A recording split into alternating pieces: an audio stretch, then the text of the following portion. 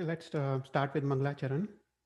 Namo Hariyantaram, Namo Siddharam, Namo Ayariyanam, Namo Uvajjayanam, Namo Loe Savvasahunam, Eso Pancha Namukaro, Savva Pava Parasano, Mangalarancha Savvesim, Paramam Havai Mangalam.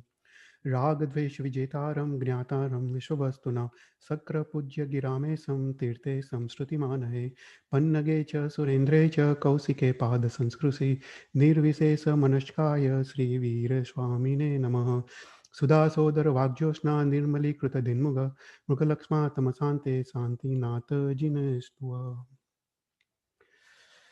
तो welcome everyone to our 11th class of सूत्र अर्थ and रहस्य. तो अभी तक हमने 3 सूत्र के अर्थ और रहस्य को देखा. पहले वी स्टार्टेड विद नौकार मंत्र, उसके बाद हमने लोगस सूत्र का अर्थ और रहस्य देखा, और लास्ट में हमने उवसग्रम स्तोत्र का अर्थ और रहस्य देखा. तो इस time I wanted to take another महाप्रभावक स्तोत्र, शांतिनाथ भगवान का स्तोत्र. तो इस time will start with the Laghu Shanti स्तोत्र.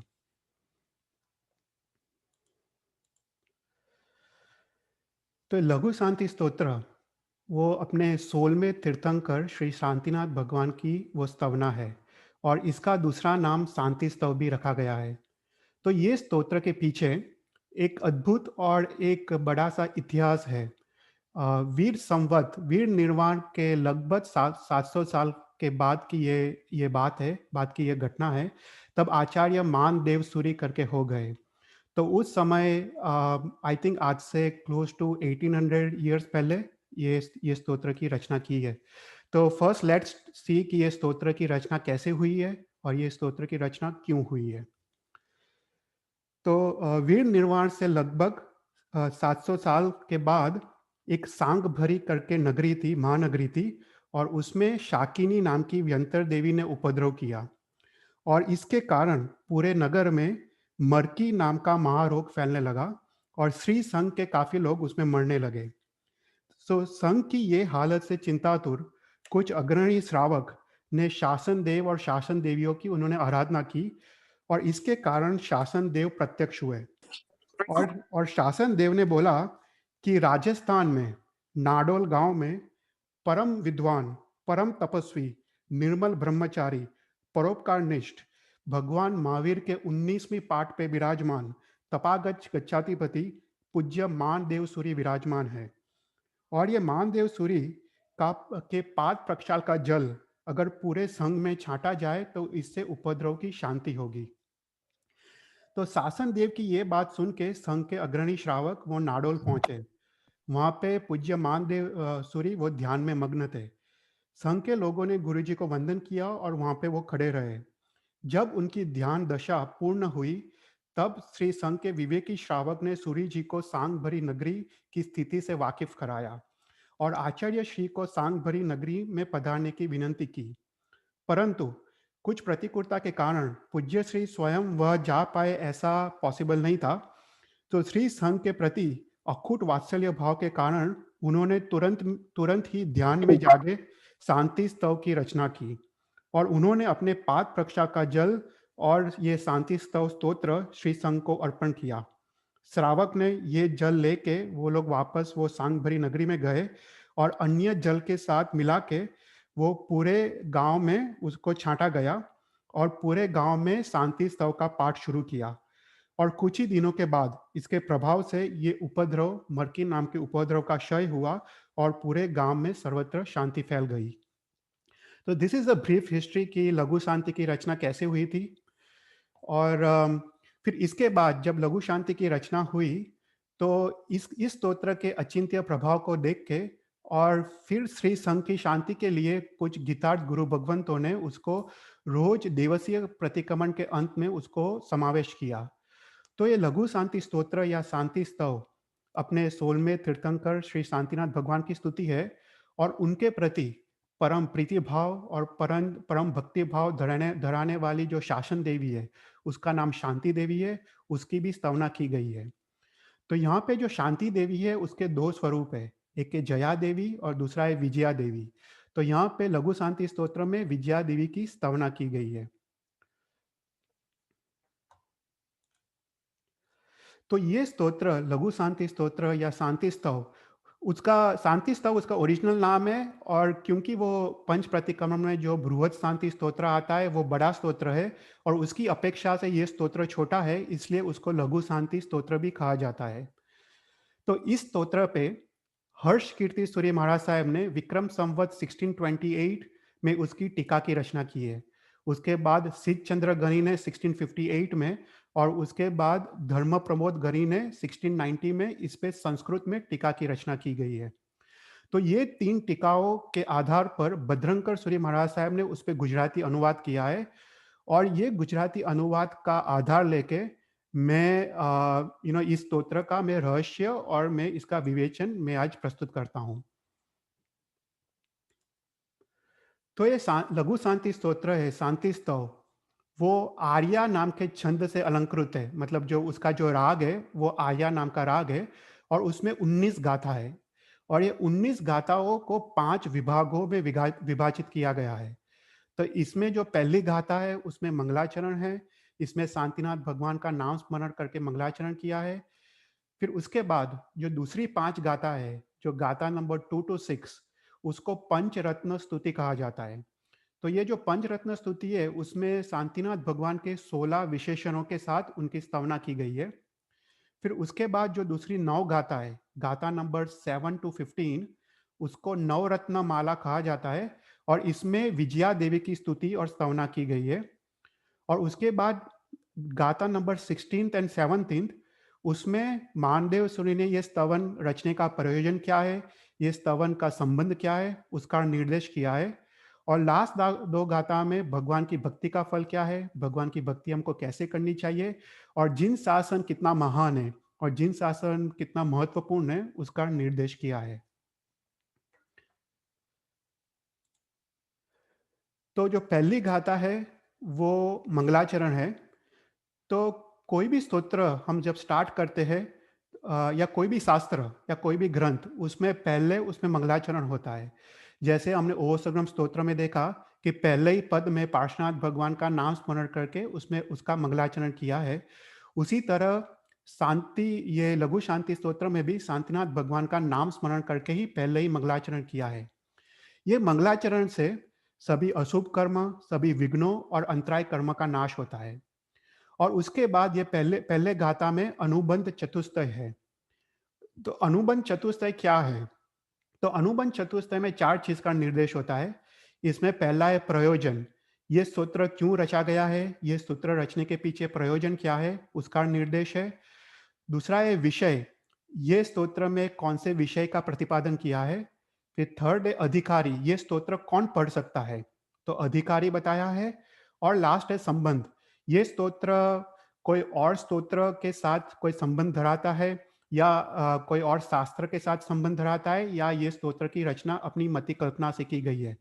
तो ये 4 चीजों का निर्देश मानदेव सूर्य ने पहले ही गाथा में किया है। तो कोई भी स्तोत्र या शास्त्र या ग्रंथ के स्टार्टिंग में जनरली 2 चीज होती है। पहला है मंगलाचरण और दूसरा है अनुबंध चतुष्टय। ये अनुबंध चतुष्टय जो होता है वो अत्यंत ही आवश्यक होता है, क्योंकि अगर हम कोई भी शास्त्र हमको पढ़ना है, हमको उसका प्रयोजन पता नहीं हो, हमको उसका फल पता नहीं हो, और हमको उसका विषय पता नहीं हो, तो ये शास्त्र हम हाथ में नहीं लेंगे। इसलिए अनुबंध चतुष्टय वो अत्यंत ही आवश्यक है। फिर उसके बाद जो दूसरी 5 गाथा है उसको पंचरत्न स्तुति कहा जाता है, और इसमें शांतिनाथ भगवान के 16 विशेषणों के साथ उसकी स्तवना की गई है। उसके बाद जो दूसरी 9 गाथा है उसको नवरत्न माला कहा जाता है, और उसमें जो विजया देवी है, जो शासन देवी है, उसका स्वरूप का वर्णन किया गया है। और जो भक्तजन है जो शांतिनाथ भगवान की भक्ति करते हैं, नमस्कार करते हैं, वंदन पूजन आदि आदि करते हैं, उनके हित में जो तत्पर है ऐसी विजया देवी, उनका 24 विशेषणों 24 विशेषणों के साथ उसकी स्तवना की गई है।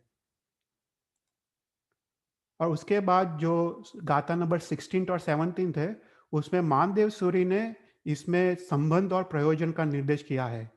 तो पहला वो उन्होंने संबंध का निर्देश किया है।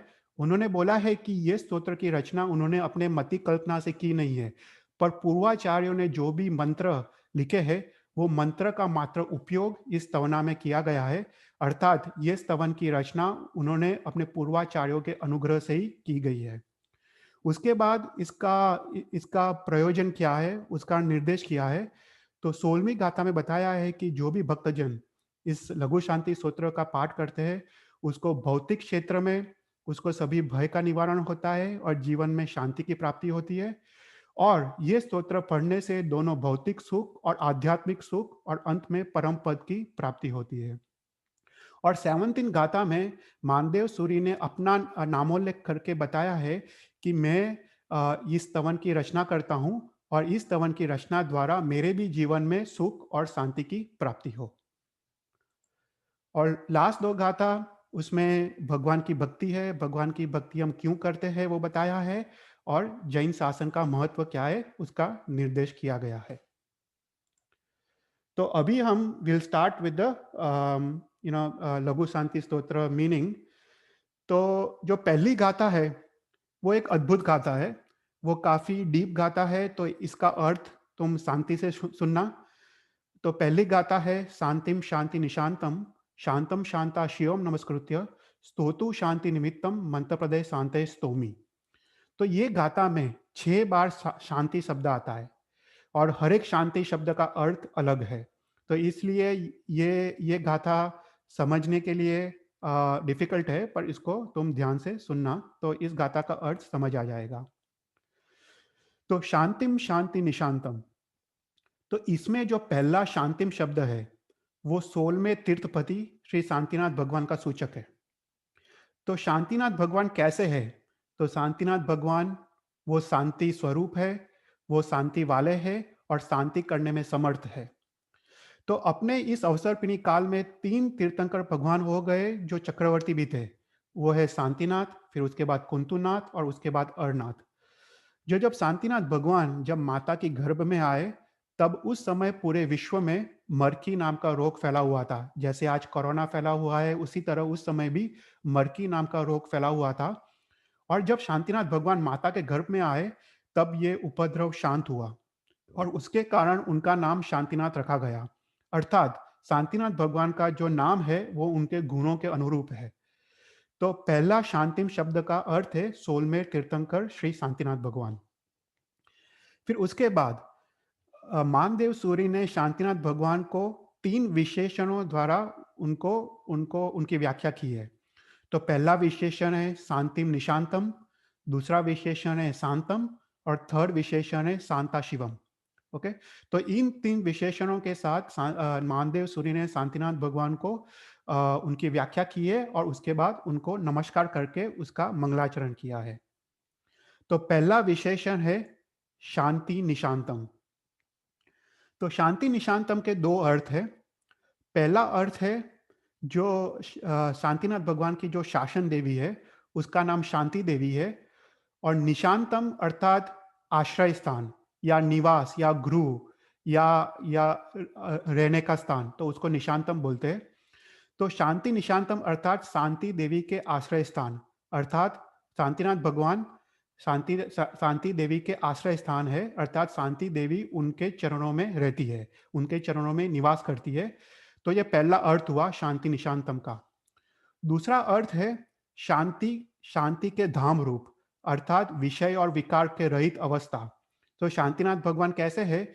जिसमें कोई विषय और विकार नहीं है, जिसमें कोई राग द्वेष नहीं है, ऐसे शांति के धाम रूप। अर्थात जो भी भक्तजन शांतिनाथ भगवान का आश्रय लेता है उनके विषय और विकार नष्ट होते हैं। तो प्रभावक चरित्र नाम का शास्त्र है, उसमें जो शांति देवी है उसके 2 स्वरूप का वर्णन किया गया है। तो उसमें उसमें जया देवी और विजया देवी ऐसे 2 स्वरूप का निर्देश किया गया है। फिर दूसरा एक जो शास्त्र है उसका नाम है निर्वाण कलिका, और उसमें जो शांतिनाथ भगवान की शासन देवी है उसका नाम निर्वाणी देवी करके उसको संबोधित किया गया है। अगर तुमको संतिक्रम स्तोत्र पता हो तो संतिक्रम स्तोत्र में निर्वाणी देवी का वर्णन आता है। तो बेसिकली जो शांति देवी है, विजया देवी है, निर्वाणी देवी है, वो सभी देवी एक ही है और ये सब उसके डिफरेंट नाम है। तो यहाँ पे शास्त्र में बताया गया है कि जो शांति देवी है या निर्वाणी देवी है, दोनों का स्वरूप एक ही है। तो दोनों श्वेत वर्ण की है, दोनों कमल रूपी आसन पे विराजमान है, दोनों की 4 भुजाएँ हैं, दोनों के राइट हैंड में कमल है और पुस्तक है और लेफ्ट हैंड में कमंडल है। तो शांति देवी और निर्वाणी देवी और विजया देवी का एक ही स्वरूप है। तो इससे पता चलता है कि ये तीनों 3 देवियाँ एक ही है और ये तीनों 3 नाम से वो संबोधित करते हैं डिफरेंट डिफरेंट शास्त्र में। ओके। पहला था शांति निशांतम। फिर उसके बाद हमको शास्त्र में प्रश्न होता है कि भगवान शांति के स्थान रूप कैसे है, भगवान शांति के धाम रूप कैसे है। तो उसके समाधान के लिए मानदेव सूरी ने दूसरा विशेषण यूज किया है और दूसरा विशेषण है शांतम। शांतम का अर्थ है शांत रस से युक्त या परम रस में निमग्न। तो शांत रस और परम रस अर्थात क्या?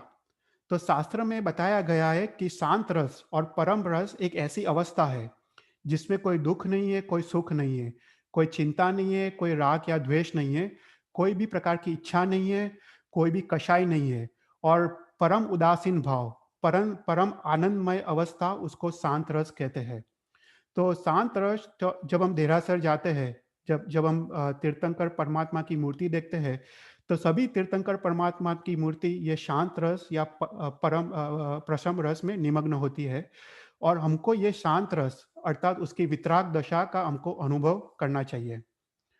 तो दूसरा जो शांतम विशेषण है उसका अर्थ है परम उदासीन दशा या वितरागता। फिर उसके बाद आगे और एक प्रश्न होता है कि भगवान शांत रस में निमग्न कैसे रह सकते हैं, प्रसम रस में निमग्न कैसे रह सकते हैं। तो उसके समाधान के लिए मानदेव सूरी ने तीसरा विशेषण यूज किया है, वो है शांता शिवम। तो शांता शिवम अर्थात क्या? शांता शिवम मतलब कर्म से रहित अवस्था, जिसने कभी सभी कर्म को नाश कर दिया हो उसको शांता शिवम कहते हैं। तो अभिधान चिंतामणि शास्त्र में कलिकाल सर्वज्ञ ने हेमचंद्राचार्य ने बताया है कि जिसमें शाश्वत आनंद युक्त अवस्था हो उसको शिव कहते हैं। अर्थात आत्मा खुद ही आनंदमय स्वभाव से ही आनंदमय है, अर्थात आत्मा खुद ही शिव स्वरूप है। तो यहाँ पे 3 विशेषण बताए गए हैं शांतिनाथ भगवान के। पहला है शांति निशांतम, दूसरा है शांतम और थर्ड है शांता शिवम। तो यहाँ पे ये बात समझनी चाहिए कि यहाँ पे कार्य कारण भाव का संबंध है। अर्थात भगवान ने सभी कर्म रूपी क्लेश को दूर कर दिया है और भगवान ने आनंदमय अवस्था को प्रकट कर दिया है, इसलिए वो प्रसम रस में निमग्न है और उसी कारण भगवान शांति के आश्रय स्थान रूप है। अर्थात जो भी भगवान का आश्रय लेता है उसके विषय और विकार नष्ट होते हैं। और ऐसे शांतिनाथ भगवान जो 3 विशेषणों से युक्त है, ऐसे शांतिनाथ भगवान को मैं नमस्कार करता हूँ। तो यहाँ पे पहले पद में 3 विशेषणों के साथ शांतिनाथ भगवान की स्तुति करके मानदेव सूरी ने नमस्कार करके मंगलाचरण किया है। फिर उसके बाद जो दूसरा पद है पहली गाथा का, स्तोतु शांति निमित्तम मंत्र पदे शांते स्तोमी। स्तोतु शांति निमित्तम अर्थात जो भी मनुष्य भगवान शांतिनाथ भगवान की स्तुति करता है, अर्थात जो भी मनुष्य शांतिनाथ भगवान ये लघु शांति का पाठ करता है, तो उसके जीवन में शांति की प्राप्ति होती है। तो यहाँ पे एक और शांति शब्द आता है। तो यहाँ पे शांति शब्द का अर्थ क्या? तो यहाँ पे प्रयोजन का निर्देश किया है। तो यहाँ पे मानदेव सूरी ने बताया है कि ये शांति शब्द का अर्थ है जो बाह्य जो भय है, भौतिक क्षेत्र में जो भय है और जो उपद्रव है उसका निवारण। अभी तुमको सोचना चाहिए कि जब ये लघु शांति की रचना की थी, तब उसका मेन उद्देश्य था कि जो मर्की नाम का उपद्रव का निवारण। तो यहाँ पे जो प्रयोजन है स्तोत्र का वो है भौतिक क्षेत्र में जो भी आने वाले भय है उसका उसका निवारण और उपद्रव का निवारण और वो दोनों बाह्य और आंतरिक उपद्रव का निवारण। तो स्तोतु शांति निमित्तम, जो यहाँ पे जो निमित्तम शब्द है, तो यहाँ पे सूचन करता है कि भगवान शांतिनाथ वो मात्र निमित्त स्वरूप है। अर्थात जो भी शांतिनाथ भगवान का जो भी शरण लेता है, जो भी पूजन करता है, जो भी ध्यान करता है, उससे प्रकृष्ट पुण्य का उदय होता है और उसके कारण जो भी बाह्य और आंतरिक उपद्रव की शांति होती है। तो भगवान शांतिनाथ वो निमित्त मात्र है, और जो विजया देवी है वो कृत्य है, और वो उपादान कारण है। मतलब शांतिनाथ भगवान निमित्त कारण है और विजया देवी उपादान कारण है। ओके। तो स्तोतु शांति निमित्तम मंत्र पदे शांतये स्तोमी।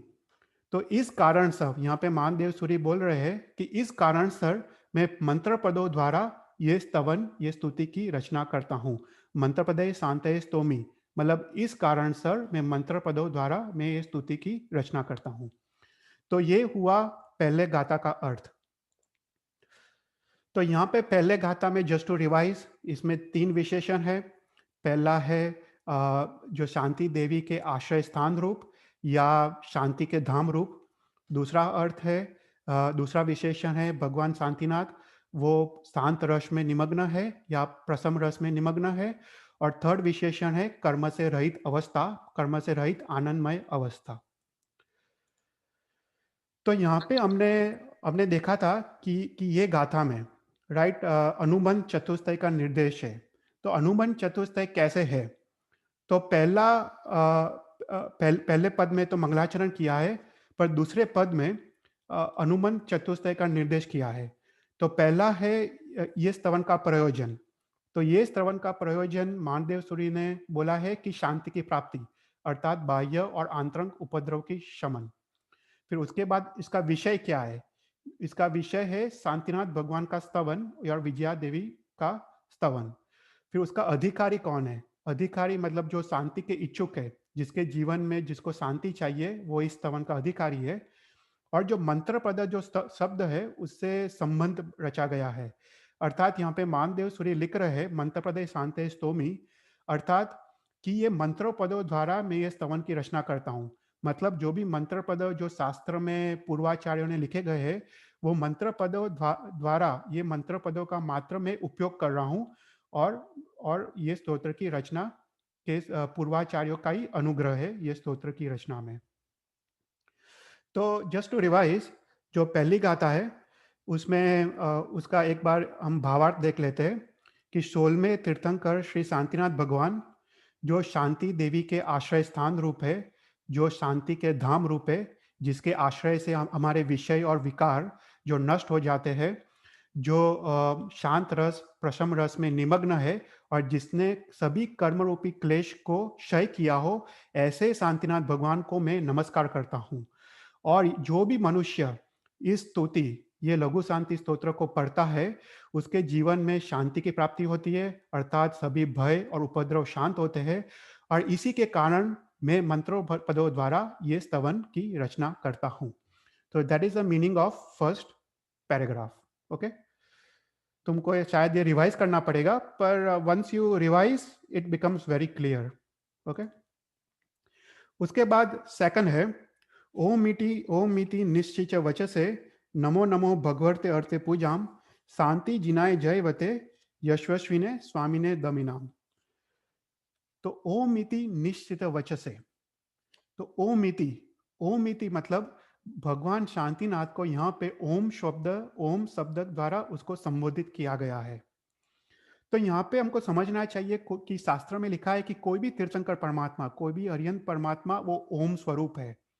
अभी जो ओम शब्द है वो वो बेसिकली उसको शास्त्र में प्रणव बीज कहा जाता है। वो अपना अनाहत नाद है।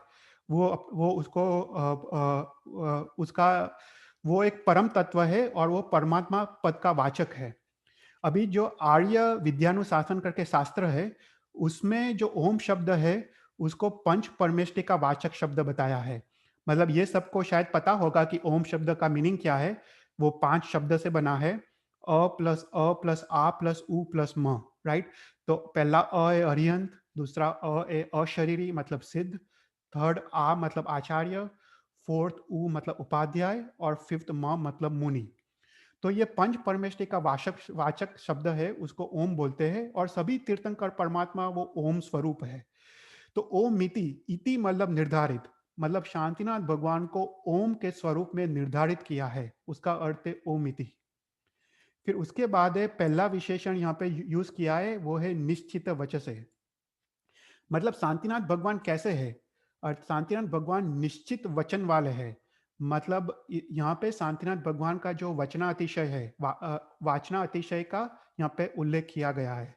हमने लोकगत सूत्र में देखा था कि अरिहंत भगवान के जो वाणी होती है, जो देशना देते हैं, उसके 35 गुण है।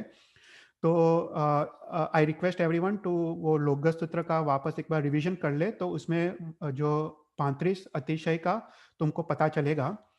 तो उनकी जो वाणी होती है, उस वो वाणी हमने देखा था कि वो शब्द और अर्थ अलंकार से अलंकृत होती है, मतलब ब्यूटीफुल होती है दोनों शब्द और अर्थ से।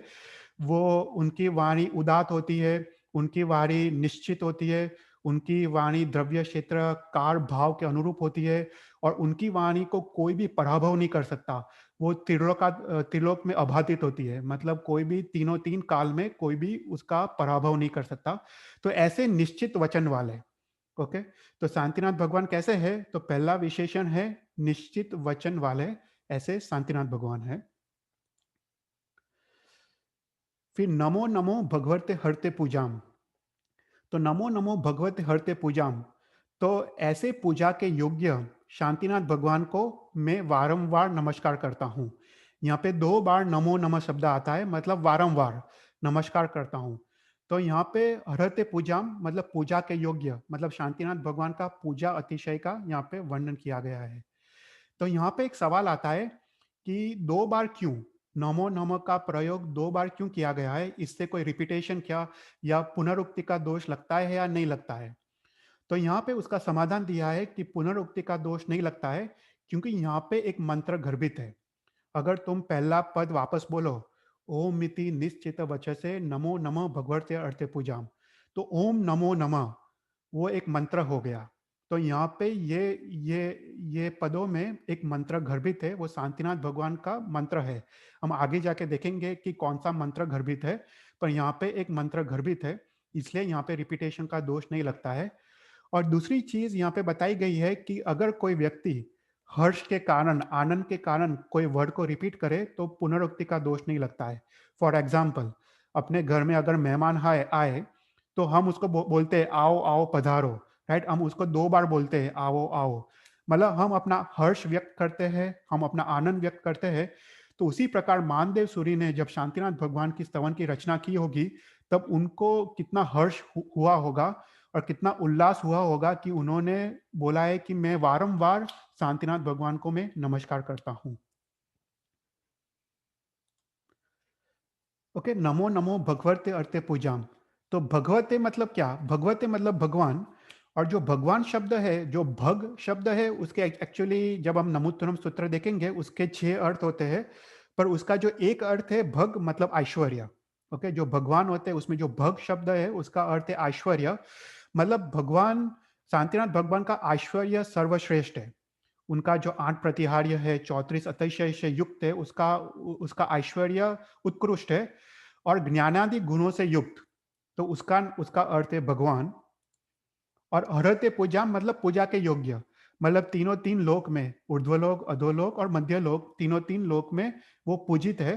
और सभी भव्य जीवों शांतिनाथ भगवान को भावपूर्वक, भक्ति भावपूर्वक उनकी पूजा करते हैं। तो यहाँ पे 8 प्रतिहार्य और 34 अतिशय वो पूजा अतिशय में आ जाते हैं। ओके, फिर उसके बाद है शांति जिनाय जयवते। ओके, शांति जिनाय जयवते मतलब शांति जिनेश्वर, जयवते अर्थात राग द्वेष को जीतना। तो शांति जिनेश्वर कैसे है? जिसने राग और द्वेष को जीत लिया हो, ऐसे शांतिनाथ भगवान है। तो यहाँ पे हमने, यहाँ पे शास्त्र में जस्ट कंपैरिजन के लिए बताया है कि जो सकलार स्तोत्र है, सकलार स्तोत्र में जो विमलनाथ भगवान की स्तुति है, उसमें विमलनाथ भगवान को जयति विजितान्य तेजा, मतलब विमलनाथ भगवान को भी विजेता बताया है। तो उसी अर्थ में शांतिनाथ भगवान भी विजेता है, अर्थात जिसने राग और द्वेष को जीत लिया है। यशस्वी ने स्वामी ने दमिनाम, मतलब शांतिनाथ भगवान यश वाले हैं। यश मतलब परम कीर्ति वाले हैं। तो यहाँ पे जो भी अरिहंत परमात्मा है, उनका जो यश नाम कर्म होता है वो उत्कृष्ट होता है। और उसमें से जो 5 तीर्थंकर परमात्मा है, जो आदेश्वर भगवान, शांतिनाथ भगवान, नैमिनाथ भगवान, पार्श्वनाथ भगवान और महावीर स्वामी, इन 5 तीर्थंकरों का यश नाम कर्म, आदेव नाम कर्म उत्कृष्ट है। और उसमें से हमको पता है कि पार्श्वनाथ भगवान का यश नाम कर्म, आदेय नाम कर्म पराकाष्ठा का है। तो उसी तरह शांतिनाथ भगवान का भी यश नाम कर्म उत्कृष्ट है। तो इसलिए यहाँ पे मानदेव सूरी ने उनको यशस्वी करके उनको संबोधित किया है। उसके बाद स्वामी ने दमी नाम। दमी नाम का अर्थ है जिसने इंद्रियों का दमन किया हो, अर्थात जिसने पांचों पांच इंद्रियों को कंट्रोल किया हो, उसको दमी नाम बोलते हैं। और उनके स्वामी, जिसने पांचों पांच इंद्रियों को दमन किया हो, उसको आइदर हम मुनि बोलते हैं, आइदर योगी बोलते हैं। तो मुनियों के स्वामी अर्थात मुनिंद्र या योगी के स्वामी योगेश्वर। तो शांतिनाथ भगवान के यहाँ पे एक और विशेषण दिया है कि शांतिनाथ भगवान मुनिंद्र है या शांतिनाथ भगवान योगेश्वर है। तो यहाँ पे भक्तामृत स्तोत्र में आदिनाथ भगवान को भी योगेश्वर बताया है। योगेश्वरम विदित योग मनिकमेकम। तो यहाँ पे आदिश्वर भगवान को भी योगेश्वर बताया है। उसी तरह मानदेव सूरी ने शांतिनाथ भगवान को भी योगेश्वर की उपमा दी गई है। तो यहाँ पे सेकंड गाथा में 6 विशेषणों के साथ शांतिनाथ भगवान की स्तुति की गई है। तो पहला विशेषण है निश्चित वचन वाले, मतलब जिसकी वाणी 35 अतिशय से युक्त है। उसके बाद भगवान, मतलब वो पूर्ण ऐश्वर्य से युक्त है। उसके बाद वो पूजा के योग्य है, मतलब सभी भव्य जीव भगवान की उत्कृष्ट द्रव्य से पूजा करते हैं। फिर उसके बाद जयवंत, मतलब जिन्होंने राग और द्वेष को जीत लिया है। उसके बाद यशस्वी, जिसका यश नाम कर्म उत्कृष्ट है, और जिन्होंने इंद्रियों का दमन किया हो, उसमें मुनियों के इंद्र समान है। तो ये 6 विशेषणों के साथ दूसरी गाथा में शांतिनाथ भगवान को वर्णन किया गया है। तो सेकंड सेकंड गाथा का भावार्थ देख लेते हैं। ओम मिति निश्चय वचसे नमो नमो भगवते अर्थे पूजाम शांति जिनाय जय वते यशस्विने स्वामी ने दमिनाम। मतलब ओमकार स्वरूप, जिसका ओम स्वरूप निर्धारित किया है, ऐसे शांतिनाथ भगवान, उनके वो जिसके वचन निश्चित है, जिसके ऐश्वर्य, जो ऐश्वर्य से युक्त है, जो तीनों तीन लोक में पूजा के योग्य है, अर्थात भव्य जीव उनकी पूजा करते हैं, उनको बहुमान करते हैं, उनकी उनकी आज्ञा का पालन करते हैं। और जिन्होंने राग और द्वेष को जीत लिया है, जो यशस्वी है, जिसका यश नाम कर्म पराकाष्ठा का है। और जिन्होंने इंद्रियों का दमन किया हो, उनके स्वामी, मतलब इंद्रियों, मतलब मुनिंद्र या योगीश्वर, ऐसे शांतिनाथ भगवान को मैं वारंवार नमो नमः, मतलब वारंवार मैं हर्षपूर्वक आनंद पूर्वक नमस्कार करता हूं। तो ये हुआ सेकंड गाथा का मीनिंग। यहाँ पे कोई क्वेश्चन है? Otherwise will move to the third गाथा। कोई क्वेश्चन हो तो पूछना बीच में। ओके, फिर उसके बाद थर्ड गाथा है सकलातिशय शक्मः, सकलातिशय शक्मः संपत्ति समन्विताय शस्याय त्रैलोक्य पूजिताय च नमो नमो शांति देवाय। तो सकलातिशय शक्मः संपत्ति समन्विताय शस्याय। सो सकलातिशय शक्मः अर्थात सकल अतिशय से युक्त। अभी कोई भी हरियन परमात्मा है, उसके 4 अतिशय है। हमने अगेन लोकगत सूत्र में देखा था कि भगवान के 4 अतिशय कौन से हैं। तो कोई भी हरियन परमात्मा के संपूर्ण स्वरूप का दर्शन इस 4 अतिशय के द्वारा जनरली किया जाता है। उसमें से पहला है ज्ञान अतिशय, फिर उसके बाद है वाचना अतिशय, पूजा अतिशय और अपयागमन अतिशय। राइट। तो हमको पता है ज्ञान अतिशय मतलब तीर्थंकर परमात्मा तीनों तीन लोक में समस्त काल के समस्त पदार्थ के समस्त पर्यायों का ज्ञान प्रतिक्षण होता है। और वो ज्ञान त्रिपदी द्वारा गंधर्व भगवंतों को वो देते हैं, और गंधर्व भगवंतों द्वादशांगी की रचना करते हैं। तो वो है ज्ञान अतिशय। फिर पूजा अतिशय हमने देखा कि वो तीनों तीन लोक में पूजनीय है, उनके 8 प्रतिहार्य है और 34 अतिशय है, वो पूजा अतिशय है। फिर वाचना अतिशय हमने देखा कि उनकी वाणी, वो धर्म तीर्थ की स्थापना करते हैं, चतुर्विध संघ की स्थापना करते हैं, और उनकी देशना 35 वाणी अतिशयों से युक्त होती है। और अपयागमन अतिशय अर्थात भगवान जहाँ पे भी विचरते हैं, वहाँ पे 125 योजन भूमि तक वहाँ पे 8 चीजों का अभाव होता है, जो मारी, मरकी, रोग, शोक, आतंक, अतिवृष्टि, अनावृष्टि आदि 8 चीजों का अभाव होता है। तो तो ये 4 अतिशय से युक्त है, मतलब वो सकल अतिशय से युक्त है। शांतिनाथ भगवान कैसे है? वो सकल अतिशय से युक्त है।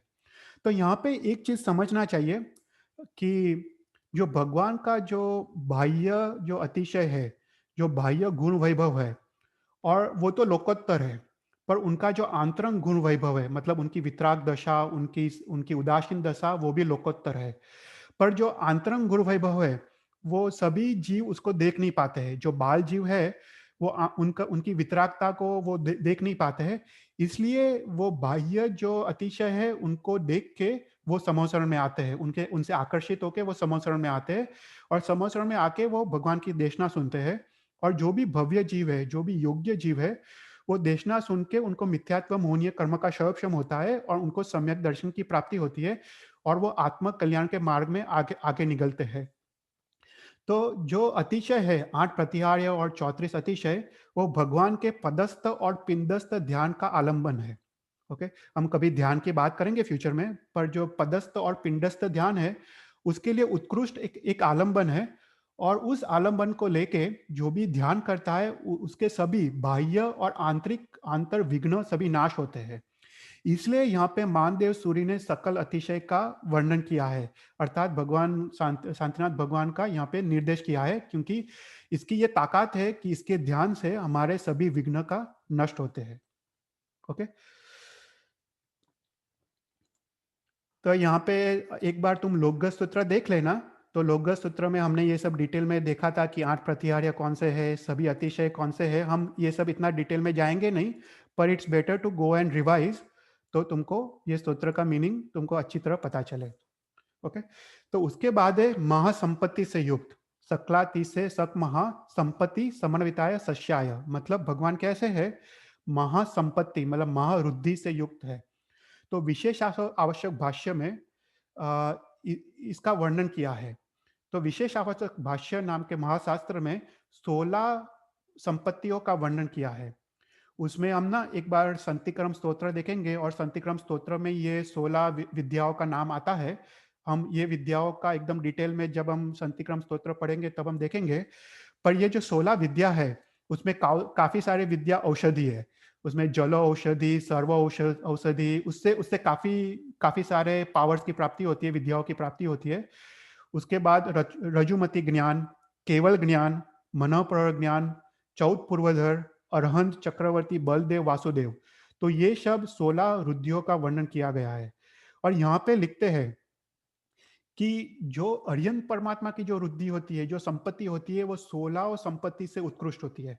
तो 16 संपत्ति में जो उत्कृष्ट, जो सबसे सबसे अधिक रिद्धि वाली जो संपत्ति होती है, वो अरियंत परमात्मा की संपत्ति होती है। इसलिए उसको महासंपत्ति बोला है। तो भगवान शांतिनाथ कैसे है, सकल अतिशय से तो युक्त है ही, पर महासंपत्ति के भी धारक है। और उसके बाद है शस्याय। शस्याय मतलब प्रशंसा के योग्य, मतलब ऐसे जिसके गुण वैभव ऐसे पराकाष्ठा के हो, वो ऑफ कोर्स वो तीनों तीन लोक में प्रशंसनीय तो होगा ही। तो इसलिए यहाँ पे शस्याय करके उनको संबोधित किया है कि भगवान शांतिनाथ वो प्रशंसा के योग्य है। उसके बाद है त्रैलोक्य पूजितायच, मतलब ऐसे गुण वैभव से युक्त और प्रशंसा के योग्य बने शांतिनाथ भगवान, वो तीनों तीन लोक में पूजनीय है। मतलब वो ऊर्ध्वलोक, अधोलोक और मध्य लोक, मतलब सूर, असुर और मनुष्य से पूजित है। मतलब लोग भगवान शांतिनाथ भगवान को अपना नाथ मानते हैं, उनकी आज्ञा को बहुमान पूर्वक स्वीकारते हैं, और उनको भक्तिभाव पूर्वक उत्तम द्रव्यों से उनकी पूजा करते हैं, और उसके कारण उनके बाह्य और आंतरिक उपद्रव की शांति होती है, और अंत में परम पद की प्राप्ति होती है। ओके, और नमो नमो शांति देवाय, मतलब ऐसे 16वें तीर्थंकर शांतिनाथ भगवान को मैं वारंवार नमस्कार करता हूँ। अगेन यहाँ पे नमो नमः शब्द 2 बार आता है, यहाँ पे मंत्र गर्भित है। तो आगे आगे हम 6th गाथा में देखेंगे कि कौन सा मंत्र गर्भित है। पर यहाँ पे अगेन मानदेव सूरी ने एक हर्ष और आनंद व्यक्त किया है कि मैं ऐसे शांतिनाथ भगवान को मैं वारंवार मैं नमस्कार करता हूँ। तो ये तीसरी गाथा में 3 विशेषण हैं। हमने देखा कि सेकंड गाथा में 6 विशेषण थे। टोटल 2 to 6 गाथा में 16 विशेषण हैं, पर you have to keep the count. तो जो सेकंड गाथा थी उसमें 6 विशेषण थे, जो ये थर्ड गाथा है उसमें 3 विशेषण हैं। और 3 विशेषण कौन से हैं? पहला है 34 अतिशय और महासंपत्ति से युक्त। दूसरा है प्रशंसनीय, वो तीनों तीन लोक में प्रशंसनीय है।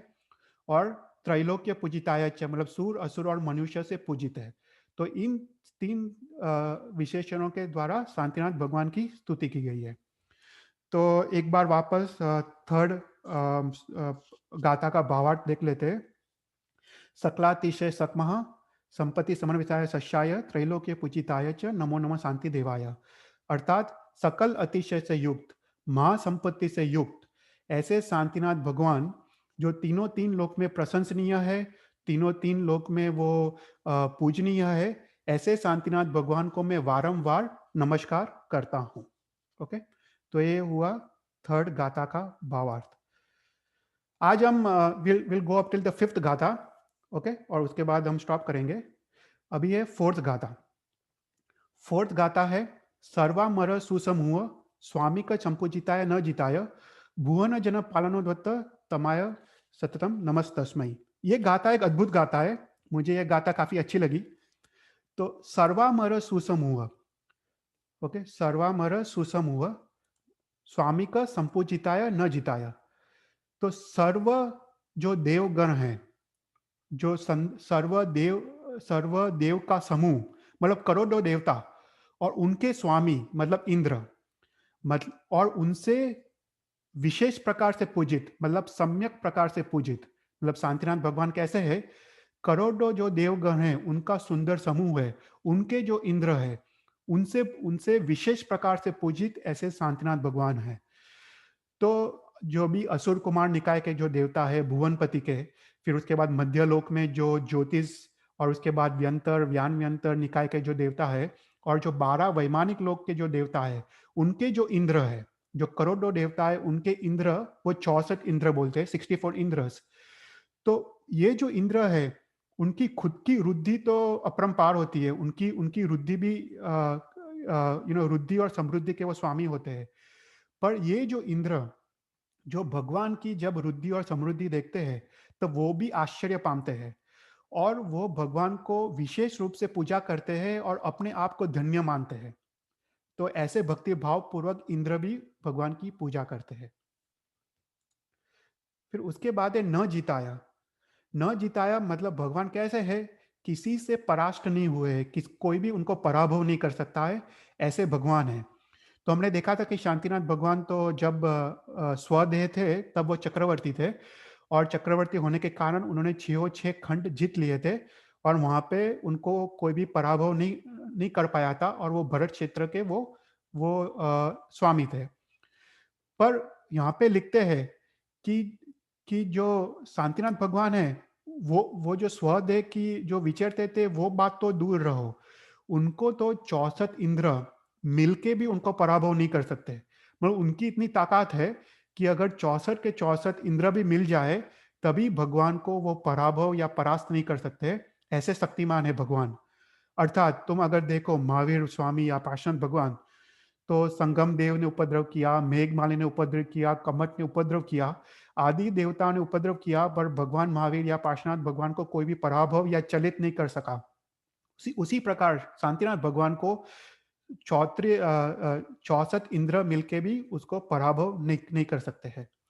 तो एक अर्थ है न जिताया का कि कोई भी उनको पराभव नहीं कर सकता है, पर दूसरा अर्थ एक गर्भित अर्थ है कि 6 खंड, मतलब 6 खंड मतलब कौन से खंड, तो उसको आंतरंग खंड बोलते हैं, उसमें है 5 इंद्रियों और मन, उसको 6 खंड बोलते हैं। तो भगवान कैसे है कि 5 इंद्रियों और 6 और मन को भी उन्होंने कॉन्कर कर दिया है। हम लोग कैसे है कि हम लोग जो भी अपना मन बोलते हैं, अपनी इंद्रिय बोलते हैं, हम ऐसा करते हैं, पर भगवान कैसे है कि उन्होंने इंद्रियों और मन को भी परास्त कर दिया है, इंद्रियों और मन को भी कंट्रोल कर दिया है। तो इसका दूसरा अर्थ है न जिताया का कि भगवान दोनों बाह्य और आंतरंग दोनों दोनों तरह से उपद्रवों से वो न जिताया है, मतलब दोनों तरह के उपद्रव को उन्होंने परास्त कर दिया है। तो ऐसे भगवान शांतिनाथ है। फिर उसके बाद है भुवन जन पालनोद्वत्त। ये भी एक अद्भुत वाक्य है कि भगवान कैसे है कि भुवन मतलब तीनों तीन लोक में जो भी भव्य जीव है उसके उनके पालन में वो उद्यमशील है। देखो अभी हमको सोचना चाहिए, ये मानदेव सूरी यहाँ पे लिख रहे हैं, भुवन जल पालनोद्वत्त, मतलब भगवान तीनों तीन लोक के भव्य जीवों का पालन करने में उद्यमशील है। तो यहाँ पे भगवान की सक्रिय दशा का वर्णन है, भगवान निष्क्रिय नहीं है। हम जो मानते हैं भगवान निष्क्रिय है, ऐसा ऐसा है नहीं। भगवान की शक्ति तीनों तीन लोक में अभी भी विद्यमान है। तो जब भगवान स्वदेह में जो विचर रहे थे, तब उन्होंने अपनी देशना द्वारा काफी भव्य जीवों को सन्मार्ग दिखाया और काफी भव्य जीव को मोक्ष के मार्ग में उन्होंने डाला। पर यहाँ पे बता रहे हैं कि इवन वर्तमान में जो भी शांतिनाथ भगवान का आश्रय लेता है, शांतिनाथ भगवान की स्तुति करता है, उसके दोनों बाह्य और आंतरंग आंतरंग उपद्रव और विषय और कषाय की शांति होती है और उनको परम पद की प्राप्ति होती है। तो इसका अर्थ है भुवन जन पालनोद्वत्त तमाय सततम नमस्तस्मै। तो यहाँ पे सततम नमस्तस्मै मतलब मैं सदा नित्य नित्य से हमेशा मतलब 24/7 में ऐसे भगवान को नमस्कार करता हूँ। तो मैं सतत ऐसे शांतिनाथ भगवान को मैं नमस्कार करता हूँ। तो यहाँ पे भगवान के 3 विशेषण बताए हैं। तो एक बार हम वापस देख लेते। सर्वामर सुसम हुआ स्वामी का संपूजिताय न जिताय भुवन जन पालनो दत्त तमाय सततम नमस्तस्मै। मतलब सर्व देव गण के सुंदर समूह और उनके स्वामी जो इंद्र है, उनसे विशिष्ट प्रकार से सम्यक प्रकार से पूजित। ओके। और उसके बाद सर्वामर सुसम हुआ स्वामी का संपूजिताय न जिताया, मतलब उनसे भी परास्त नहीं हो सकते, उनसे भी पराभव नहीं होने वाले। और भुवन जन पालनोद्वत्त मतलब भुवन के सभी तीनों तीन लोक के सभी भव्य जीवों को उन्मार्ग दिखाने में उद्यमशील ऐसे शांतिनाथ भगवान को मैं सतत मतलब नित्य में नमस्कार करता हूँ। तो इसका अर्थ हुआ 4th गाथा का। इसमें भी 3 विशेषण है। तो अभी कितने विशेषण हुए? सेकंड गाथा में 6, उसके बाद थर्ड गाथा में 3, फोर्थ गाथा में भी 3। ओके, तो 12 विशेषण हुए। और हम ये लास्ट गाथा आज देख लेते हैं और इसमें भी 3 विशेषण है। सर्व दुरितौ घनासन सर्वाशिव प्रशमनाय दुष्ट ग्रह भूत पिशाच साकिनी नाम प्रमतनाय। सर्व दुरितौ घनासन, दुरित मतलब क्या? सर्व मतलब सकल या सर्व, दुरित मतलब भय और पाप, और दुरितौ मतलब भय और पाप का समूह, उनको नाश करने वाले। तो भगवान शांतिनाथ कैसे है? सर्व या सकल पाप और भय के समूह को नाश करने वाले हैं। तो सर्व दुरितौ घनासना। ओके, तो यहाँ पे सर्व पाप और भय को नाश करने वाले हैं। तो अपने शास्त्र में 7 प्रकार के भय बताए हैं, आई थिंक सबको पता होगा। यह लोक भय, परलोक भय, आदान भय, आज अजीव का भय, अकस्मात का भय, मरण भय और अश्लोक का भय। तो ये सातों सात भय जो है वो भय का नाश करने वाले और पाप का नाश करने वाले ऐसे शांतिनाथ भगवान हैं। ओके, इसमें आई थिंक इतना डिटेल में जाने की जरूरत नहीं है, पर मैं शायद थोड़ा एक्सप्लेन कर देता हूँ। ये लोग भय मतलब ये लोग का भय, मतलब चोर का भय, या ये लोग से अगर राजा का भय या दुश्मन का भय। फिर परलोक भय मतलब परलोक में दुर्गति होने का भय, या फिर देव या दानव का भय, कोई व्यंतर देवी का भय, वो सब परलोक भय बोलते हैं। फिर आदान भय मतलब फियर ऑफ लूजिंग समथिंग, मतलब हमको कुछ चोरी हो, हमका कुछ चले जाए, उसका भय। अजीव का भय मतलब जो अर्थक्वेक, वॉल्केनोस, वो जो नेचुरल कैलामिटीज होती है उसका भय। अकस्मात का भय मतलब एक्सीडेंट्स का भय। मरण भय तो सबको होता है, मरने का भय। अश्लोक भय मतलब भय of losing the reputation. Okay, तो ये 7 प्रकार के भय और पापों के समूह का नाश करने वाले ऐसे शांतिनाथ भगवान हैं। ओके, फिर उसके बाद सर्व शिव प्रशमनाय, मतलब सर्व अशिव मतलब सर्व प्रकार के उपद्रव को नाश करने वाले। अशिव मतलब उपद्रव।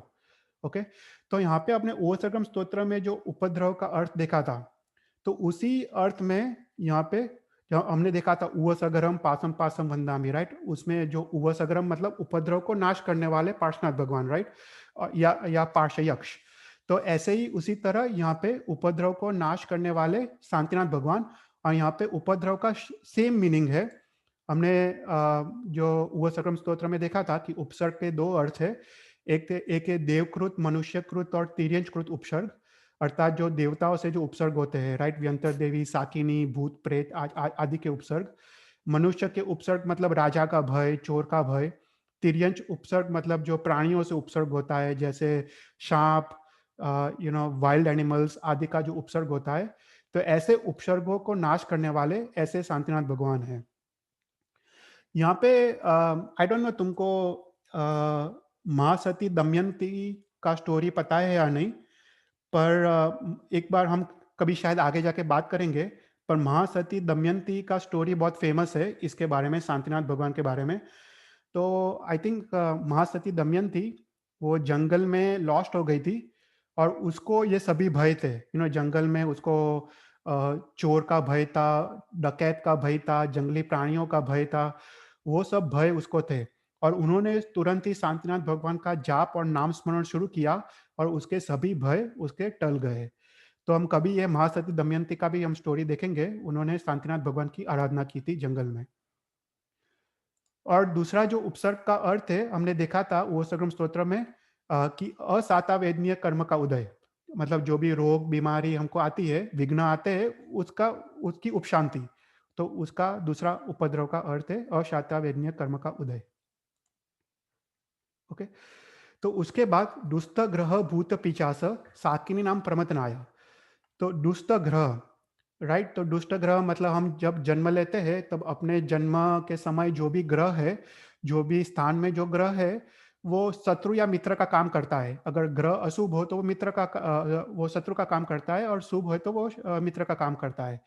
तो यहाँ पे लिखा है दुष्ट ग्रह, मतलब जो भी खराब ग्रह की असर है, अशुभ ग्रह की असर है, वो शांत हो जाती है। फिर भूत पिचासा मतलब जो व्यंतर देवी आदि के उपद्रव है, वो भी शांत हो जाते हैं। शाकिनी, शाकिनी मतलब उसमें जो भी जो मैली विद्या जो जानते हैं, पहले जो स्त्री होती थी वो काफी मैली विद्या जानती थी, उसको शाकिनी बोलते थे।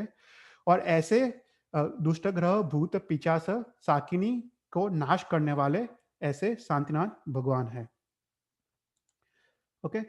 तो यहाँ पे अगेन तीन विशेषण है।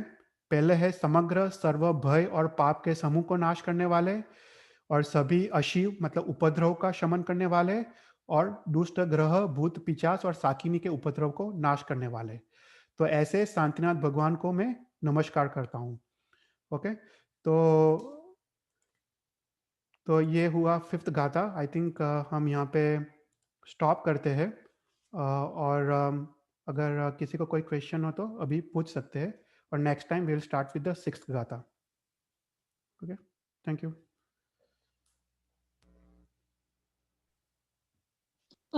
ચૈતલભાઈ પ્રીતિ બોલું છું. हाँ, बोलो। અમ, અમ, જે તમે કીધું ને વિઘ્ન વિઘ્ન દૂર થાય જે આપણે શાંતિનાથ ભગવાનનું નામ લઈએ તો એના બારેમાં હજી થોડું કઈ કયો ને લાઈક એક્ઝામ્પલ કે લાઈક ક્યારે કહેવાનું like what's a good time to say this or હજી બીજે ક્યારે કહી શકીએ લાઈક અચ્છા, એટલે આપણે લઘુ શાંતિનો પાઠ ક્યારે કરાય બેઝિકલી? હા હા હા હા, હા, બરાબર છે.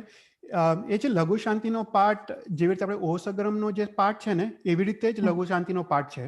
એટલે આપણે ઓકે જનરલી જે લોકો આપણે છે ને જનરલી એક વસ્તુ કોમન છે કે ઓસગ્રમ સ્તોત્ર હોય કે લોક સ્તોત્ર હોય કે પછી આપણે લઘુ શાંતિ સ્તોત્ર હોય, હા તો એની આરાધના માટે આપણે 6 મહિના સુધી 108 વાર એને બોલવાની, 6 મહિના ઓ સુધી. હા, એટલે પછી એ સ્તોત્ર છે ને સિદ્ધ થાય છે. ઓકે, એ એ એ એ જે સિદ્ધિ માટે એક પ્રકારની પૂર્વ ભૂમિકા છે આપણી યોગ્યતા માટે. તો ઇવન અચ્છા ઇવન ઓ સગ્રમ સ્તોત્ર આપણે જોયું હતું કે પ્રિયંકર નૃપ કથામાં પ્રિયંકર राजा है 6 महीना સુધી, 6 महीना तक 6 महीने तक उन्होंने ये वो सगम स्तोत्र उन्होंने किया था 108 बार, હમ और उसके बाद उनको वो सिद्ध हो गया। और सिद्ध होने के बाद वो जब भी उनको जीवन में प्रॉब्लम आता था, वो सिर्फ ओ सगम स्तोत्र गिनते थे और सभी प्रॉब्लम्स दूर हो जाते थे, सभी विघ्न दूर हो जाते थे। तो उसी तरह लघु शांति स्तोत्र भी हमको सिद्ध करना चाहिए। ओके।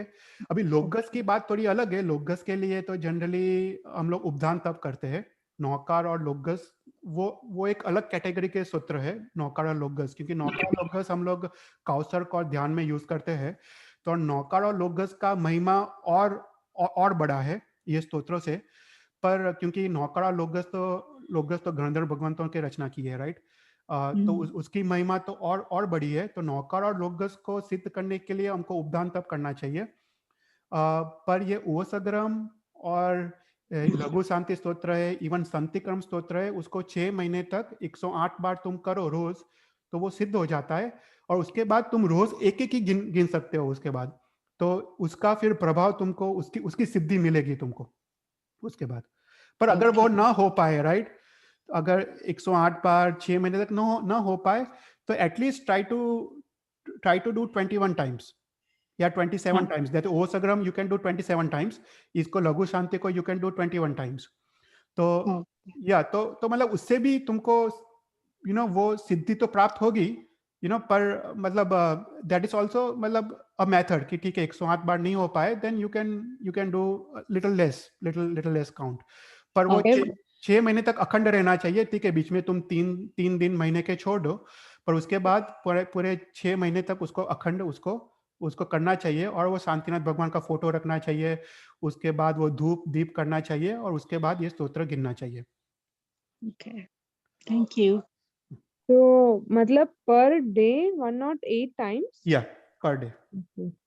એટલે और वो માળા ફેરી એવી રીતે। हाँ, मारा फेरे ऐसे रीते, राइट। तभी मतलब ये ना थोड़ा थोड़ा कष्टमय है, ये सब सिद्धि, पर हो सकता है। ऐसा नहीं है कि डिफिकल्ट है, हो सकता है। जनरली ब्रह्म मुहूर्त में करते हैं। जैसे ओसक्रम स्तोत्र को जो प्रियंकर निरूप कथा में लिखा है कि उन्होंने ब्रह्म मुहूर्त में किया था, मतलब 4 बजे उठ के, जो एक प्रहर का समय होता है सूर्योदय पहले, तो वो 3 घंटे अगर ले लो तो 4 बजे हो जाता है। तो 4 बजे से ब्रह्म मुहूर्त शुरू होता है। तो वह ब्रह्म मुहूर्त में करो तो उसका फल और भी अधिक मिलता है, क्योंकि वो सबसे अच्छा समय है स्तोत्र के लिए, राइट। हमको द्रव्य क्षेत्र कार भाव, तो कार का भी प्रभाव आता है। तो वो उत्तम समय है। तो ब्रह्म मुहूर्त में गिनना चाहिए। अगर पॉसिबल नहीं हो तो फिर नहा धो के तुम जब भी तुमको टाइम मिले तब गिनो। पर या इनिशियली मेहनत का काम है, पर उसके बाद एक एक बार मेहनत कर लो तो आजीवन तुमको ये काम आएगा। और नॉट जस्ट भौतिक क्षेत्र में, राइट। वो सग्रम स्तोत्र में प्रियंकर निरूप कथा जो थी, तो प्रियंकर राजा को तो वो भव में तो सभी भौतिक सुख तो मिले, पर वो तीसरे भव में मोक्ष जाने वाले हैं। मतलब दूसरे भव में वो सौधर में इंद्र में वो देव बने, उसके बाद वो महाविद्य क्षेत्र में जाने वाले हैं, और उसके बाद वहां से वो मोक्ष जाने वाले हैं। तो ये ओसर्गम स्तोत्र का प्रभाव है कि भौतिक क्षेत्र में तो सभी विघ्न दूर होते हैं, पर तुमको परम पद की भी प्राप्ति होती है। उसी प्रकार लघु शांति में भी लिखा है कि तुमको सभी विघ्न नष्ट होते हैं और उसके साथ परम पद की भी प्राप्ति होती है। तो ये स्तोत्र का प्रभाव है कि दोनों प्राप्त होते हैं, right. Thank you. Thank you. कोई और क्वेश्चंस? नहीं, बहुत सरस, वेरी गुड। Thank you. तो अभी नेक्स्ट टाइम हम लोग सिक्स्थ गाथा हम रह गए। मेरे को पहले प्लान था कि सिक्स गाथा तक करूं, पर सिक्स गाथा काफी डीप है। और सिक्स गाथा में 16 मंत्र छुपे हुए हैं। जो हमने 16 विशेषण देखे थे ना, तो एक एक विशेषण पे एक एक मंत्र है। तो ओम नमो नमः जो गर्भित जो पद है, वो गर्भित पद पे 16 विशेषण पे 16 महामंत्र छुपे हुए हैं। तो ये मानदेव सूरी जो आचार्य थे, अभी हमको सोचना चाहिए, वो तो पूर्वधर आचार्य थे। और वो पूर्वधर आचार्य ने ऑन द स्पॉट ये शांति स्तव की रचना की है। मतलब वो कितने ज्ञानी हो गए, मतलब हम तो सोच भी नहीं सकते। वो सिर्फ ध्यान में जाते हैं और ऑन द स्पॉट ये शांति स्तव की रचना करते हैं। इतना गर्भित, इतना मीनिंग से युक्त। और हम तो सिर्फ थोड़े मीनिंग्स उसके पहचान पाते हैं, बाकी तो इसके मीनिंग्स काफी होंगे जो हमको अभी तक हमको पता नहीं है। तो ऐसे स्तवन की रचना उन्होंने ऑन द स्पॉट की है।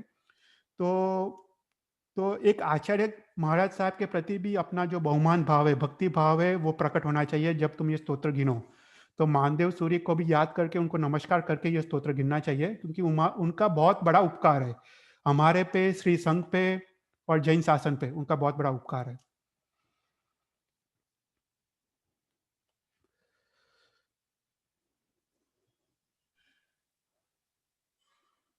આ તમે વિવેચન કઈ ચોપડીમાંથી લીધું છે? આ છે ને ભદ્રંકર सूरी महाराज साहेब प्रबोध टीका लिखी है। तो ये जो मैं बता रहा था ना कि जो हर्ष कीर्ति सूरी महाराज, फिर गुण विनय महाराज साहेब ने 500-600 साल पहले उन्होंने संस्कृत में टीका लिखी है।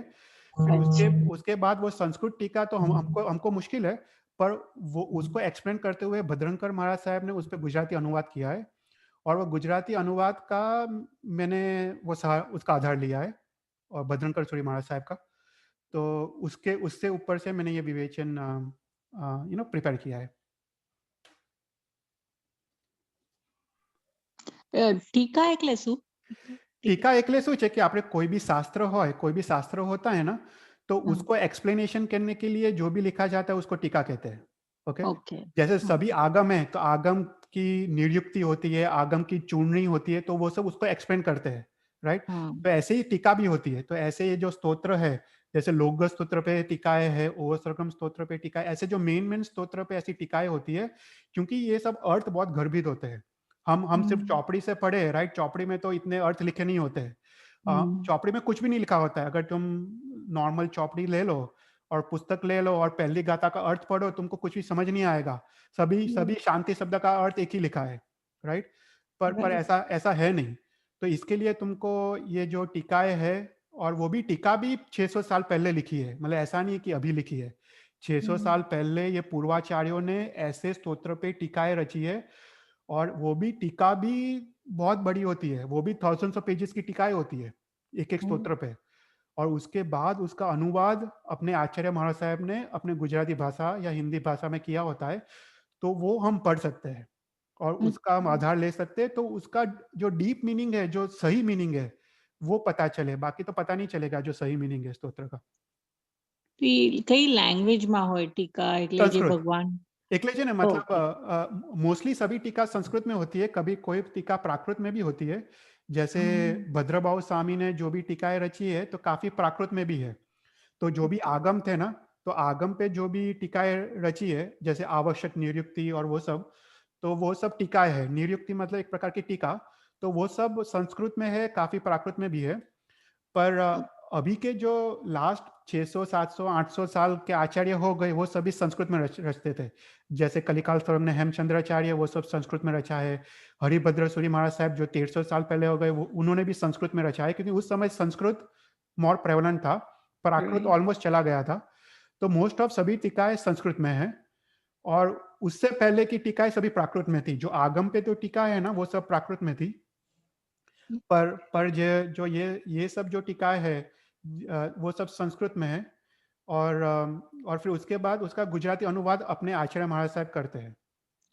जैसे भद्रंकर सूरी महाराज साहब, भुवन भानु सूरी महाराज साहब, जम्बू विजय, ऐसे काफी बड़े बड़े ज्ञानी आचार्य इस समय में हो गए, इस कलिकाल में, जिन्होंने ये संस्कृत की टीका लेके उसका गुजराती अनुवाद किया फिर।